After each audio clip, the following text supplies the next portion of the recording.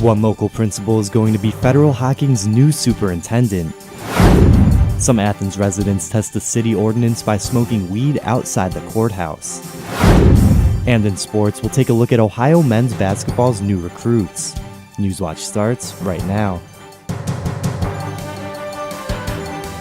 Broadcasting live from WOUB TV in Athens, this is Newswatch.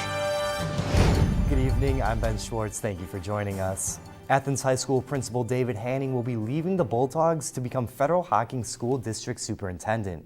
Hanning has been principal at Athens High since 2013 and an Ohio University graduate. He told the Athens Messenger the move seemed like the right thing to do. Current Fed Hoc Superintendent George Wood says he thinks the district will be in great hands.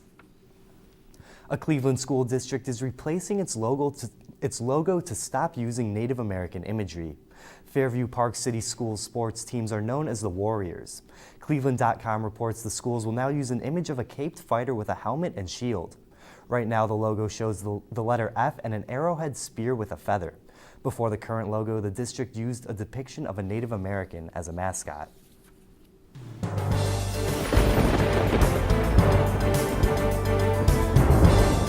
Hi there, I'm forecaster Caitlin Coolidge, and well, did we have an absolutely beautiful Earth Day today here in Athens. We woke up with some fog this morning, but that sun came out and has stuck around all day today. It got up to a nice 74 degrees today here in Athens, and tonight the temps will dip down to the 50s. And let's take a look at our viewing area right now in Athens. Like I said, 73 degrees. New Lexington, 70. New Martinsville, 70 as well. Ripley, you're going to get to 73. Ironton, you're going to stick into almost the 80s to 76. Columbus, 72. Newark, 72 as well. And Chillicothe, you're looking at 73. And it's just sun everywhere. And like I said, I hope you all had a great Earth Day. You were able to celebrate outside with this beautiful sun that we've been having. And Ben, I hope you enjoyed it as well. And back to you. Definitely am enjoying it. Thank you for the forecast, Caitlin. Officials say a U.S. soldier from Kentucky has died in Iraq. Army Specialist Ryan Riley was killed on Saturday. The Department of Defense says the 22-year-old died in a non-combat incident. Riley was from Richmond, Kentucky. He was one of 3 service members killed over the weekend. Staff Sergeant Albert Miller died Friday in Qatar. And Sergeant First Class Justin Goff died yesterday morning in a freak skydiving accident in North Carolina. The West Virginia Capitol Dome Improvement Project is starting. Scaffolding is going up outside the dome as part of a $13 million project. The Department of Administration says the self-supported scaffold system will completely enclose the dome. Guide wires will allow the system to stand freely and not anchor into the facade. A federal judge is ordering a city in West Virginia to put an ordinance depenalizing marijuana back on the June ballot. Salem City officials must return the sensible marijuana ordinance after the city removed it from the ballot in February. The city officials say the ordinance may not stand up against existing state law. The ordinance would make marijuana possession still against the law, but there would be no penalties for simple marijuana possession. Over in Athens, though, residents gathered in front of the Athens County Courthouse over the weekend in celebration of marijuana. The second annual Taco Fest, named after the Athens Cannabis Ordinance, attracted around 30 people to the courthouse in support of the ordinance, which since 2017 has depenalized all misdemeanor marijuana charges under Athens City Code. Don Wirtschafter attended the event and says the goal isn't to annoy the public, but to demonstrate what is legal. We don't want to do it in people's faces every day, but on our special holiday, it feels appropriate for us to stay off the highway and do this and make it a demonstration that this is legal and it's not against the city ordinances. According to Athens City Law Director Lisa Eliason, the Law Director's office has not seen any arrests for marijuana possession since the passing of Taco. The Athens County Sheriff's Office, however, can still charge people as they see fit, as they don't have to operate under the Athens City Code. Tune into Newswatch tomorrow for a special segment on marijuana. During the newscast, we'll take a look at medical marijuana treatment, laws, and facilities. We'll also talk about the effects of lesser-known products such as CBD oil. And coming up, the president's former White House counsel receives a subpoena after the Mueller report was released. Plus, a dramatic car rescue in Pennsylvania caught on camera. These stories and more when Newswatch returns.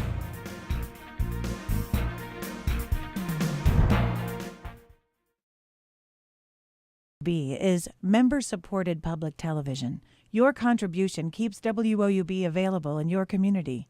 Become a member with a gift of $60 or more for access to stream more than 1,000 of your favorite PBS programs through WOUB Passport. Programs like Nature, Sherlock, and all episodes of Downton Abbey and Victoria. Pledge now at woub.org. And thank you. This is a box that showed you a world beyond your own. It was just a box, but the world has changed, and so have we. And now the box can be almost any size or shape. And you decide what you want to explore. Anytime, any place. Break out of the box with PBS.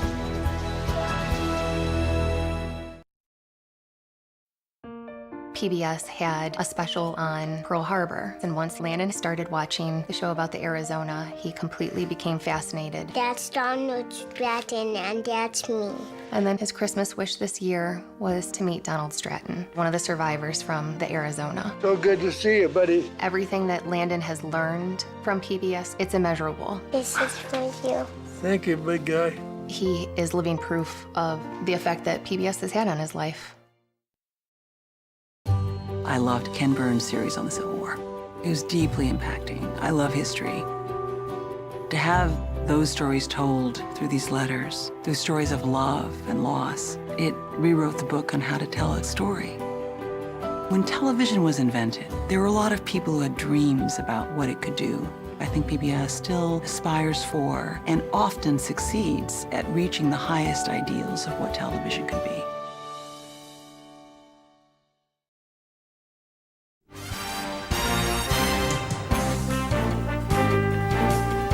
Former White House counsel Don McGahn's name is mentioned more than 500 times in the Mueller report. He spent around 30 hours talking to the special counsel, and President Trump has unleashed plenty of anger in McGahn's direction. But as Tom Foreman explains, McGahn may have actually saved Trump's presidency. Total BS. As the president rages against the Mueller report, he appears to be singling out one particular person who spoke to investigators. Former White House counsel Don McGahn. Thank you very much. Watch out for people that take so-called notes, Trump tweeted, when the notes never existed until needed. It's been a privilege to be part of a presidential campaign that was successful. It is a big turnaround considering McGahn's role during the Russia probe. It was McGahn who refused to fire the special counsel when Trump said Mueller has to go. McGahn who refused to lie about it later. The Mueller report indicates both actions protected Trump from obstruction charges. But Jack O'Donnell, a former executive in the Trump Organization, says Trump's anger is typical. In this case, where Don McGahn really saved him, it's not relevant because the bigger picture makes Donald look bad. I don't have a list of enumerated powers I can look to when I advise the president on what he can and can't do. It's more general. The Mueller report suggests Trump was always suspicious of McGahn's potential power. Why do you take notes? Trump reportedly said in a meeting. Lawyers don't take notes. When McGahn said he was a real lawyer, Trump shot back. I've had a lot of great lawyers like Roy Cohn. He did not take notes. Cohn served Senator Joe McCarthy during his infamous campaign to root out communists, and he worked for Trump in the 1970s when Trump's company was accused of discriminating against African Americans. Cohn had to settle in that legal battle and eventually lost his license for unethical conduct. Still, before McGahn left the White House last fall, Trump said he would not be a rat. He's done an excellent job. Any concern about what he said to the Mueller team? No, not at all. Not at all.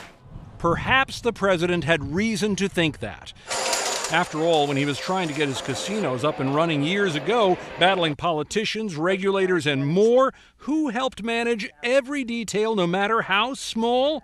Don McGahn's uncle, Pat. Because literally, Donald could ask Pat McGahn to do anything, and he would do it for him. Obviously, Don McGahn had his limits with Donald Trump. House Speaker Nancy Pelosi is addressing the Democratic Party divide on impeaching President Trump. The California Democrat sent a letter to fellow members of her caucus today. She acknowledges the split among them over whether they should begin impeachment proceedings. Pelosi says the party should continue to push for Robert Mueller's entire report. The tradition of the Easter egg roll at the White House continues as the president and his wife Melania held the event today. Children took part in the roll, making cards for military members and meeting the president. But the president didn't keep his speech to just the topic of Easter. I want to wish everybody a very happy Easter. Our country is doing fantastically well, probably the best it's ever done economically. We're setting records on stock markets. We're setting records with jobs, and unemployment numbers are the lowest they've ever been. 50 years in many groups, in historically the lowest numbers we've ever had. Regulations, low taxes. More than 30,000 adults and children came to the event. The death toll from a wave of bombings across Sri Lanka yesterday is nearly 300. No one has claimed responsibility, but authorities have arrested 24 people in connection with the attacks. Now the U.S. is responding and offering support to the people of Sri Lanka. Camilla Bernal is in Washington with the reaction. I spoke with the various government officials that we are working with Sri Lanka.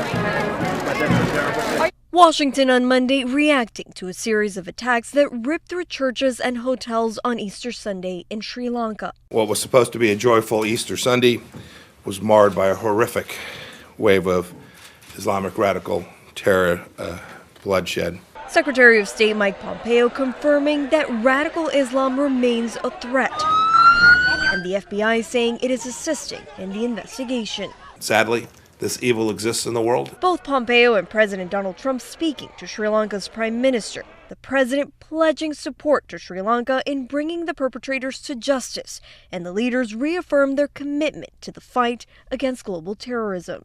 At least 290 people were killed Sunday and at least 500 more were injured. Americans among those killed, including a 5th grader from the Washington, D.C. area and Dieter Kowalski from Colorado. We mourn the loved ones of the victims, some of whom we can confirm were indeed U.S. citizens. This is America's fight, too. Authorities have arrested at least 24 people in connection with the attacks, but the Secretary of State on Monday making it clear that there's still more work to be done. We have to remain active and vigilant, and it's going to require attention. In Washington, I'm Camila Bernal reporting. Of the more than 200 killed Sunday, at least 24 were foreigners. They include 5 Britons, two of whom had dual citizenship with the UK and US. Coming up, Good Samaritans rush into water to save someone in a sinking car. That story's still ahead. And coming up on Newswatch, I'll give you the forecast for this week, and we could see some of those April showers roll into our viewing area. Stay tuned for that forecast later on the show. Is member-supported public television. Your contribution keeps WOUB available in your community. Become a member with a gift of $60 or more for access to stream more than 1,000 of your favorite PBS programs through WOUB Passport. Programs like Nature, Sherlock, and all episodes of Downton Abbey and Victoria. Pledge now at woub.org. And thank you. I loved Ken Burns' series on the Civil War. It was deeply impacting. I love history. To have those stories told through these letters, through stories of love and loss, it rewrote the book on how to tell a story. When television was invented, there were a lot of people who had dreams about what it could do. I think PBS still aspires for and often succeeds at reaching the highest ideals of what television could be.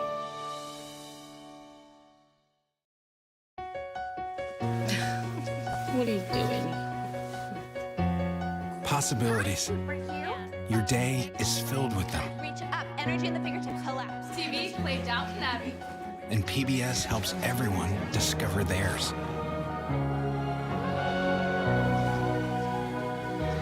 Anytime, anywhere. Up in the sky, you can see it. PBS, we're with you for life.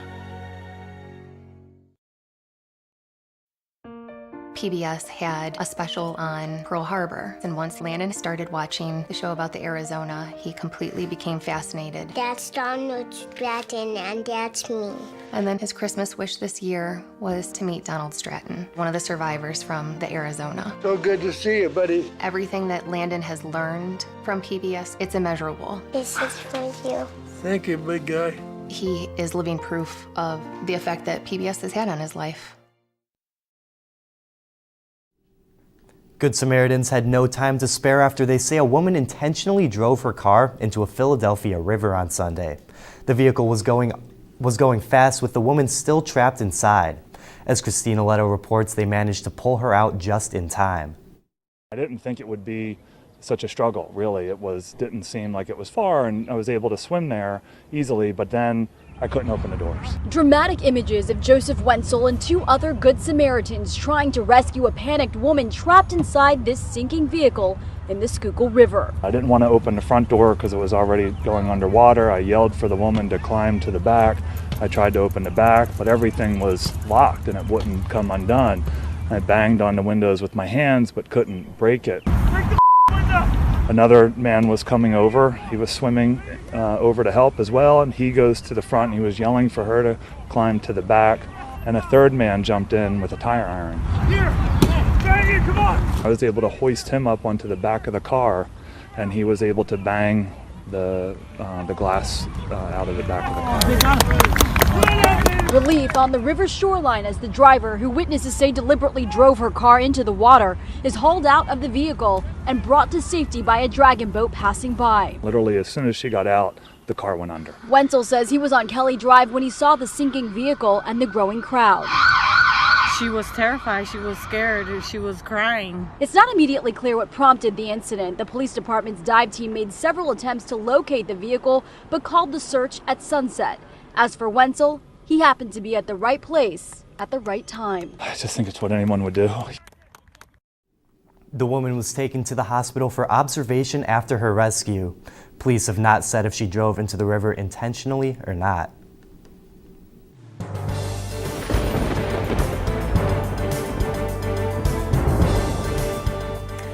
Hi there, welcome back. I'm forecaster Caitlin Coolidge, and today, if you didn't know, it was Earth Day. Hope you were able to go outside and enjoy that fresh air that we had in Athens today to celebrate our Earth. Today was a nice, warm 72 degrees, nice and sunny all day long, and that's going to continue into tonight. It is going to get a little bit cloudy. It'll get down to 56 by midnight, and it'll drop down to around 50 later on in the evening. And we're going to wake up tomorrow morning around 6 a.m. when you're heading out to work, getting to the school bus. It'll be 51 degrees, so chilly. It's that time of year. You wake up, got to have that nice light jacket on, and by the end of the day, you're going to have to take it off. Just that time of the year. And today we'll take a look at how this looks compared to other times of the year. And we are a little above average today. The normal is usually around 67 and the low 44. And as you can see, today's high was 74 and the low will hit around 50. And a look at our map here of our area. Athens, 73 degrees today, just a beautiful day. Ripley, 74. Ironton, 76 degrees. Wow, almost 80. Chillicothe, 73. Columbus, you hit 72. Cambridge, 70. New Martinsville, also 70. And just sun around our entire viewing area today. Just gorgeous. Hope you were able to enjoy it. All right, and now we'll take a look at our forecast for this evening. Like I said before, Athens, 56 degrees, kind of a nice cool night, able to keep the windows open perhaps. Columbus, 60, Chillicothe, 57, Ironton, 57 as well, Ripley, 58, Marietta, 56, New Martinsville, 57, Cambridge, 56 as well. And let's take a look at what it's going to look like the rest of the week. So tomorrow, will be not quite like how it was today. We're going to have some thunderstorms tomorrow. We got a 90% chance actually for those April showers. It'll be 78 degrees, so a probably very humid day. And then Wednesday, it's going to dip down to 70 and the low will be 49. And Thursday, we're going to have a 90% chance of rain again. So we're going to see some yo-yoing a little bit this week. And then Friday, partly sunny. 71 degrees, Saturday 67, Sunday 73, Monday we're going to see some more thunderstorms perhaps. So again, we're going to see a lot of yo-yoing this week. So just keep in mind that you might need to keep your umbrella on hand throughout the week. And yeah, hopefully you can enjoy this time of year and get ready for the weekend. I know that tomorrow we'll have some more on what our weekend forecast will bring. Even though it's Monday, it's never too early to prepare for the weekend. All right, Ben, and back to you. Governor Mike DeWine is proposing Ohio to require tattoo artists and body piercers to register with the state. His 2-year budget would also require they pay a $250 fee. The state estimates there are about 700 body art shops in Ohio. And a bill in Ohio's legislature would require teenage drivers under 18 to use their learner's permit for a full year. This means minors would have to be at least 16 and a half before they could get their probationary driver's license. Right now, Ohioans can get a probationary license as early as 16 years old. Ohio is seeing a record increase in new businesses. Last month, there was a record for most new business filings in a single month. Secretary of State Frank LaRose says more than 13,000 new entities filed to do business in March. It's 800 more than the last record, which was set in April 2018. Ohio is set to receive $6 million in affordable housing grants. The U.S. Department of Housing and Urban Development awarded the money to help create and preserve housing for low-income households. Affordable providers will be able to use the money for property acquisition, site improvement and development costs, relocation assistance, financial costs, and demolition. Thanks. Good evening. I'm Michael Roth. The Ohio baseball team got an important MAC sweep over the weekend, and later on in Newswatch, I have the story on 2 more Ohio basketball recruits. All that and more in sports when Newswatch returns. And stay tuned to WOUB. Here's a look at what's coming up on your public television station tonight.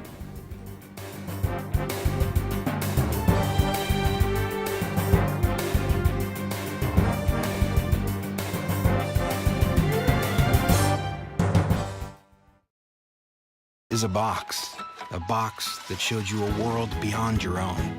It was just a box, but the world has changed, and so have we. And now the box can be almost any size or shape.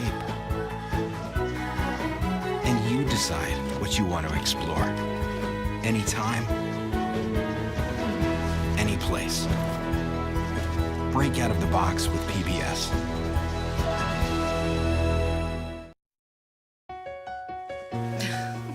What are you doing?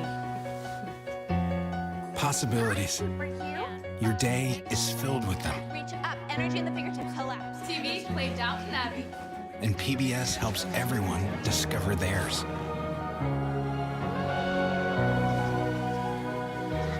Anytime, anywhere. Up in the sky, you can see it. PBS, we're with you for life. PBS had a special on Pearl Harbor, and once Landon started watching the show about the Arizona, he completely became fascinated. That's Donald Stratton, and that's me. And then his Christmas wish this year was to meet Donald Stratton, one of the survivors from the Arizona. So good to see you, buddy. Everything that Landon has learned from PBS, it's immeasurable. This is for you. Thank you, big guy. He is living proof of the effect that PBS has had on his life. WOUB is member-supported public television. Your contribution keeps WOUB available in your community. Become a member with a gift of $60 or more for access to stream more than 1,000 of your favorite PBS programs through WOUB Passport. Programs like Nature, Sherlock, and all episodes of Downton Abbey and Victoria. Pledge now at WOUB.org. And thank you.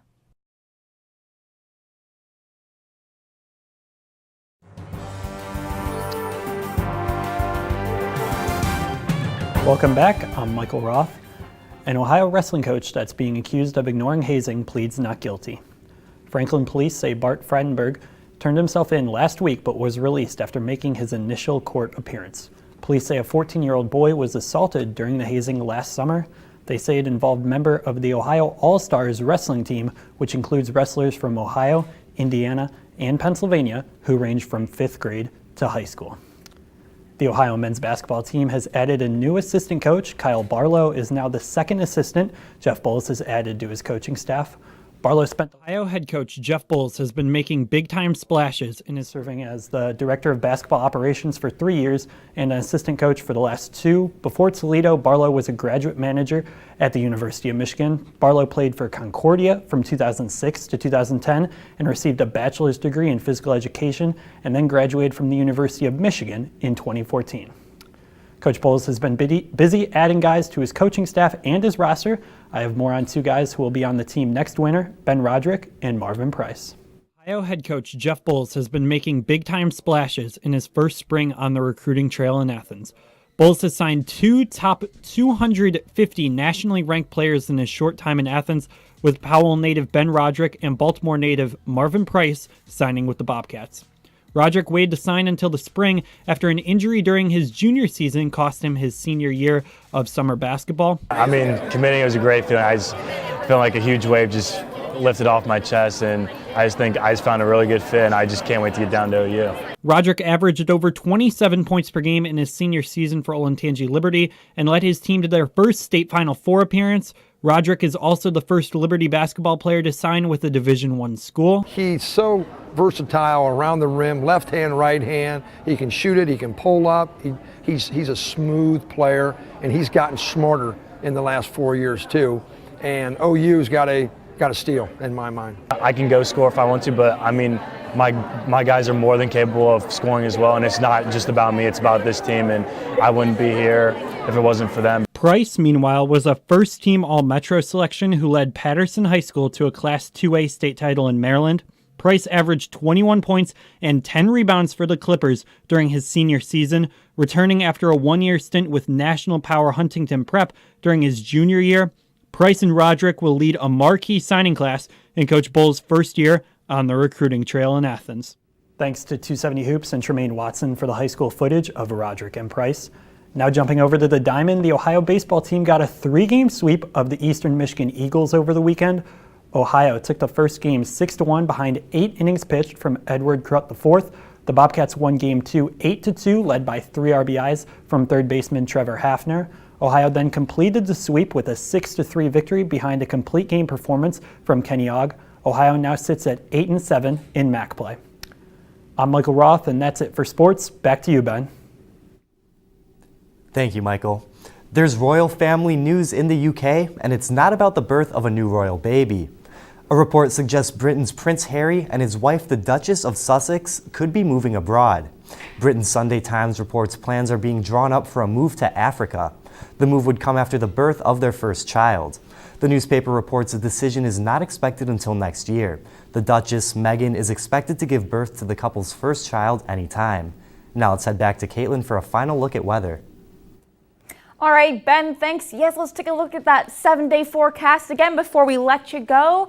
All right, so tomorrow will be 78 degrees. We're going to have some thunderstorms likely in the area. Then Wednesday, 70. We're going to have some sun. And then Thursday, 71. And all's well on Friday, 71. And we're going to see that sun pop out again. Saturday, we're going to see some rain, 67. Sunday, 73. Monday, 75. So again, some yo-yoing this week. It's just that time of year. Back to you, Ben. Thank you, Caitlin. And that does it for our broadcast this evening. Thanks for watching. I'm Ben Schwartz. Be sure to stay tuned for the PBS NewsHour up next, and you can find the latest news anytime at WOUB.org.